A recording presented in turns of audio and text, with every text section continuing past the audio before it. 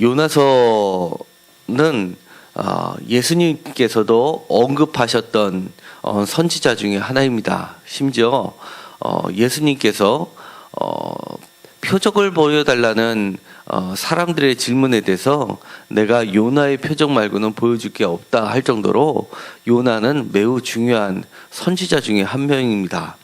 그러니까 하나님의 뜻을 거역하고 처음에는 다른 곳으로 갔다가 커다란 물고기 뱃속에 3일 동안 갇혀 있다가 회개하고 나서 하나님의 구원하심을 잊고 나서 그리고 나서 하나님이 명령하신 대로 니느웨로 가서 회개를 선포하였고 그리고 회개하지 않으면 멸망할 것이다라고 선포했는데 그들이 그의 말을 듣고 나서 회개함으로써 하나님의 재앙이 내리지 않은 그런 경험을 했던 선지자입니다.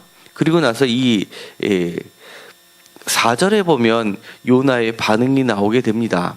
먼저 요나의 반응이 이렇습니다. 1절에 보면 요나가 매우 싫어하고 성내며 이렇게 되어 있습니다. 왜냐하면 바로 그 전장인 3장 10절에 하나님이 그들이 행한 것 곧 그 악한 길에서 돌이켜 떠난 것을 보시고 하나님이 뜻을 돌이키사 그들에게 내리라고 말씀하신 재앙을 내리지 아니하시니라 라고 되어 있습니다. 그러니까 그들이 회개해서 요나는 분명히 그들이 하나님의 재앙이 내리기를 바랬는데 그리고 또 하나님의 재앙이 내릴 거라고 선포했는데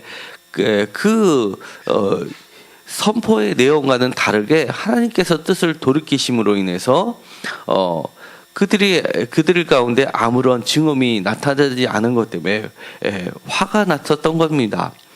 혹자들은 이 니느웨가 많이 이스라엘을 괴롭혔기 때문에 그들에게 재앙이 악한 마음으로 내려지기를 바랬는데 그것이 내려지지 아니하니까 개인적인 감정으로 매우 싫어하고 성냈다라고 그렇게 말씀하시는 분들이 많이 있습니다. 그러나 요나는 그렇게 단순하게 성을 냈던 것이 아닙니다. 우리가 신명기에 보면 신명기는 전에도 말씀드렸던 바와 같이 그 뒤에 있는 역사서 여호수아부터 열왕기 상하에 이르기까지 모든 역사서를 흐르는 관통하는 중심 신학이 된다고 말씀을 드렸습니다. 거기에 보면 선지자에 대한 이야기가 나오는데요. 신명기 13장과 18장 2장에 걸쳐서 선지자에 대한 이야기가 나오게 됩니다. 18장을 보시면은요. 특별히 18장 15절과 그 다음에 18절은 매우 중요한 문구라고 말씀을 드렸습니다. 나와 같은 선지자 하나를 일으키리라 라는 선지자에 대한 약속이었는데요. 이것이 바로 예수님에게 적용됐고 특별히 요한복음에서는 타헤브라고 해서 사마리아 여인이 기다리던 바로 그 선지자였고 세례 요한도 그 선지자 나보다 먼저 나신 이를 이야기하는 나와 같은 선지자를 이야기하는 거라고 말씀을 드렸습니다. 그런데 그 선지자의 조건 중에서 20절에 보면 만일 어떤 선지자가 내가 전하라고 명령하지 아니한 말을 제 마음대로 내 이름으로 전하든지 다른 신들의 이름으로 말하면 그 선지자는 죽음을 당하리라 하셨느니라 라고 확고하게 하나님께서 명령을 해 두셨습니다. 그런데 이 선지자가 하나님으로부터 온 선지자인지 아닌지 이 마음속으로 21절에 보면 의심을 할 때는 이렇게 검증을 하라는 겁니다. 22절에 보면 만일 선지자가 있어 여호와의 이름으로 말한 일에 증언도 없고 성취함도 없으면 이는 여호와께서 말씀하신 것이 아니오 그 선지자가 제 마음대로 한 말이니 너는 그를 두려워하지 말지니라 라고 되어 있는데요. 이런 선지자는 어떻게 하도록 규정을 두고 있냐 하면 바로 신명기에 보면 이런 자들을 돌로 치라고 되어 있습니다. 신명기 13장에 보면 13장 1절에 보면 너희 중에 선지자나 꿈꾸는 자가 일어나서 이적과 기사를 내게 보이고 그리고 너가 알지 못하는 다른 신들을 우리가 따라 섬기자고 말할지라도 너희들은 청종하지 말라라고 하면서 이런 사람들은 반드시 죽임으로써 악을 제하라라고 되어 있는 말씀이 있습니다. 그래서 이런 사람들은 반드시 죽임을 당해야 되고 하나님의 선지자가 아니라는 그런 꼬리표를 달게 되는 겁니다. 그런데 이 요나의 경우를 보면 요나는 물론 기본적으로는 니느웨 사람들에 대한 좋지 않은 감정이 분명히 있었던 것은 사실입니다. 그러나 좋지 않은 감정 때문에 그렇게 이런 것 때문에 그렇게 화를 낸 것은 선지자로서의 자질은 아닙니다. 이 니느웨는 매우 큰 성인데요. 어떻게 소개를 하고 있냐면 3장 3절에 보면 이렇게 되어 있습니다. 니느웨는 사흘 동안 길을 갈 만큼 하나님 앞에서 큰 성읍이더라 라고 되어 있습니다. 그러니까 사흘 동안 걸을 만큼 매우 큰 성입니다. 그런데 요나가 선포한 것은 4절에 보면 이렇게 되어 있습니다.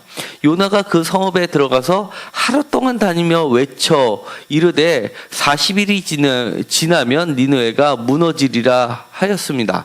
그러니까 사흘 3일 동안을 걸어서 가야 될 길인데도 불구하고 이 요나는 하루 동안만 가서 선포한 것입니다. 그러니까 이틀을 더 가서 선포를 해야 되는데 다 그것을 하지도 않고 슬쩍 하다 말은 것을 보게 됩니다.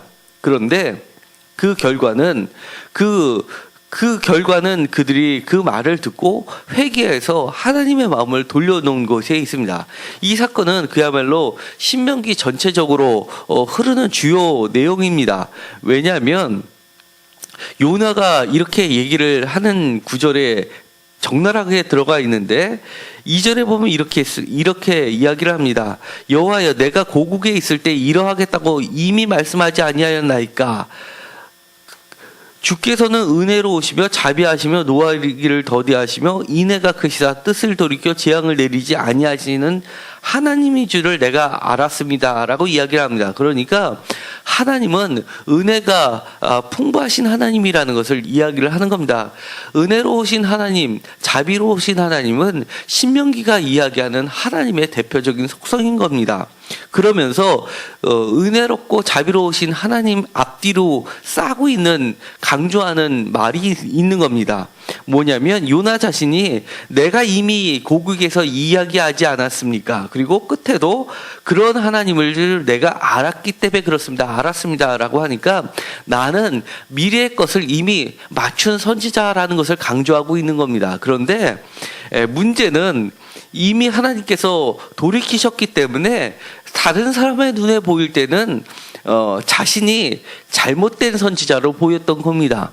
그러나 이 요나서에서 다시 한번 강조하고 있는 것은 이것을 미래의 것을 맞추지 못하느냐가 중요한 것이 아니라 하나님이 은혜로운 하나님이신지를 하나님을 그대로 전달하는 것, 그것이 참 선지자라는 것을 드러내고 있는 겁니다. 이 요나는 매우 화가 났을 것이 분명합니다. 왜냐하면 증언이 없는 선지자의 대표적으로 자신이 낙인 찍히게 되는 상황에 처해져 있기 때문에 이제는 다른 사람이 문제가 아니라 바로 자기 자신이 돌로 쳐 죽일 수 있는 위험에까지 놓여 있는 선지자이기 때문에 화가 날 수밖에 없었던 상황이었던 겁니다. 그럼에도 불구하고 하나님은 그보다 더 중요한 것, 한 사람의 생명보다 한 사람의 생명이 그렇게 귀한 만큼 많은 사람의 생명이 더 귀하다는 것을 나타내시고 그것이 예수님에게까지 이어져서 잃어버린 한 마리의 잃은 양을 찾는 것이 99마리의 회개할 것 없는 사람을 구하는 것보다 하늘에선 더 기쁘다라는 것까지 발전하게 되는 겁니다. 그러니까 신명기에서 이야기하는 나와 같은 선지자 라는 것이 바로 예수님에 의해서 온전히 성취되는 것을 보게 되는 것이고 그것이 바로 은혜로우신 하나님이라는 아주 중요한 메시지를 전달하게 되는 겁니다. 우리가 세상에 살면서 내가 계획하고 내가 뜻했던 것처럼 딱딱 맞아 들어간다 그러면 저 사람은 정말 똑똑한 사람이다라는 평가는 받을 수 있겠지만, 그러나 그거를 맞추면 뭐합니까? 그 사람이 만약에 잘못해서 실수를 하거나 아니면은 잘못 판단해서 내 예측과 벗어나는 경우가 맞추는 경우보다 훨씬 많은데, 그런 경우에는 어떻게 돼야 된다는 말입니까? 하나님은 맞추고 안 맞추고의 그 중요한 그거보다도 사실 더 중요한 것은 하나님의 은혜에 거하게 한다는 게 더 사실은 중요한 겁니다. 우리가 세상에 살면서 내가 부족해서 내가 원치 않은 곳에 놓여져 있을 때가 한두 번이 아닌 겁니다. 그때마다 우리는 은혜가 많으시고 자비로우시고 노하기를 더디하시는 그 하나님을 의지할 수밖에 없는 우리들의 나약한 모습을 보게 되는 겁니다. 그럴 때마다 하나님을 의지하시고 하나님의 은혜를 간구하십시오. 그러면 내가 조금 부족해도 하나님은 반드시 그를 더 큰 은혜의 자리로 옮겨주실 분이라는 것을 분명히 하고 계시는 겁니다. 우리가 시험을 잘 조금 못 본 경우가 있습니다. 그렇지만 낙담하지 마십시오. 이제부터는 진정한 인생의 시험, 하나님을 의지할 수 있느냐, 의지하지 못하느냐라는 더 큰 시험에 우리는 서게 되는 겁니다. 그것이 진정한 믿음이라는 것입니다. 우리가 하나님을 의지하십시오. 하나님의 은혜를 경험하게 될 겁니다. 만약에 그런 믿음이 없다면 사실은 우리가 시험에서는 시험지에 답은 맞출지언정 은혜를 경험하지 못하는 불쌍한 사람이 되는 겁니다. 우리가 인생의 많은 부분에 있어서 이런 경우들을 많이 경험하게 됩니다.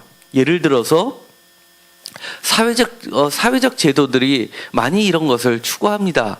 예를 들어서 광복절날 특사를 내보낸다든지, 아니면 죄를 면해 준다든지, 아니면 많은 빚을 져서 파산을 했는데 다시 한번 회복할 수 있는 신용불량자를 해제시키는 그런 일들을 경험하게 됩니다. 그것은 우리가 무엇인가를 낙인 찍는 것보다 그 사람을 살리는 데 중점을 두고 있기 때문입니다. 다시금 회복시켜 주시고 다시금 일어설 기회를 주시고 다시 한번 더 복된 길로 나아갈 수 있게 해주시는 것, 이런 것들은 바로 하나님의 속성을 그대로 내포하고 있는 것이고, 그것이 민주주의 사회로 갈수록 사회보장 제도를 통해서 그런 역할을 제도 속에 심어놓는 것들입니다. 이제는 우리 시간이 이제 논술의 과정들을 겪게 됩니다. 최종 발표의 시간까지 남아 있는데, 혹시 우리들의 자녀들이 시험 못 본 것으로 인해서 좌절했다면 용기를 심어 주십시오. 은혜를 경험케 하는 하나님을 다시 한번 의지해 보라고 하십시오. 그리고 다시 한번 용기를 내어 주십시오. 그리고 우리가 간절히 기도해서 좋은 결과가 있기를 기대해 보도록 하겠습니다. 기도하고 마치기로 하겠습니다.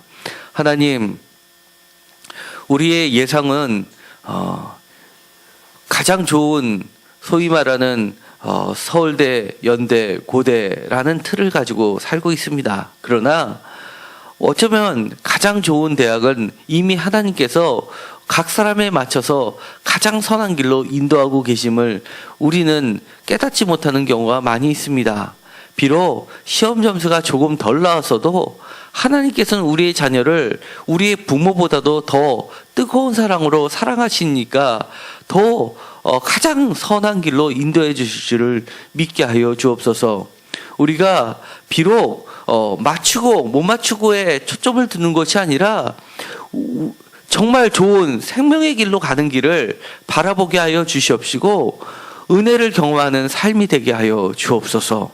언제나 우리가 좌절할 때마다 하나님을 쳐다볼 수 있게 하여 주시옵시고, 인생의 때마다 일마다 우리보다 앞서가시며 우리를 도우시는 하나님의 손길을 경험하게 하여 주시옵소서. 예수님의 이름으로 기도드렸습니다. 아멘.